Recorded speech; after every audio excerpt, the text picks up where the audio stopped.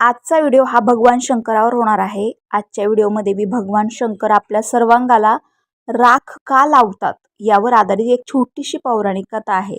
तर भगवान शिवाचे संपूर्ण शरीर नेहमीच राखेने लिंपलेले असते आणि शिवभक्त आपल्या कपाळावर आणि हातावर भस्म तिलक लावून घेतात। भगवान शिव या राखीशी कसे जोडले गेले याबाबत एक अत्यंत मजेदार कथा शिवपुराणात आहे। एकदा तेथे एक ऋषी राहत होते ज्यांचा वंश भृगु ऋषींशी मिळता जुळता होता। त्यांची अतिशय उग्र तप केले होते आणि शक्तिशाली बनले होते।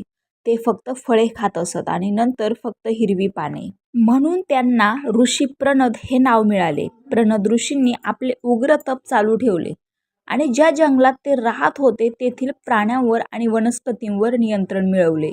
एकदा त्यांची झोपडी दुरुस्त करण्यासाठी गवत कापत असताना ऋषींचे मधले बोट कापले गेले। त्यांना आश्चर्य वाटले जेव्हा जखमेतून रक्ताऐवजी झाडांचा हिरवा रस वाहू लागला। आता प्रणद ऋषींना वाटले ते इतके पवित्र आहेत की त्यांच्या शरीरात रक्ताऐवजी वनस्पतींचा रसच वाहू लागला आहे।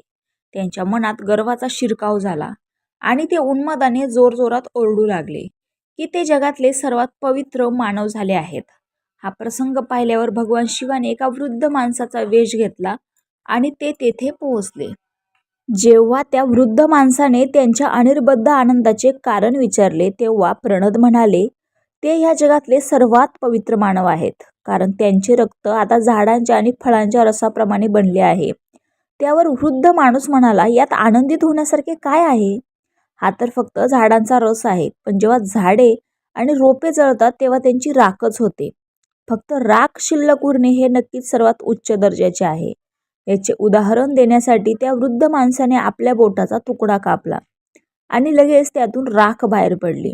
प्रणद ऋषींना लगेच समजले त्यांच्या समोर भगवान शिव उभे आहेत। त्यांनी त्यांच्याकडे दुर्लक्ष केल्याबद्दल क्षमा करावी अशी प्रार्थना केली।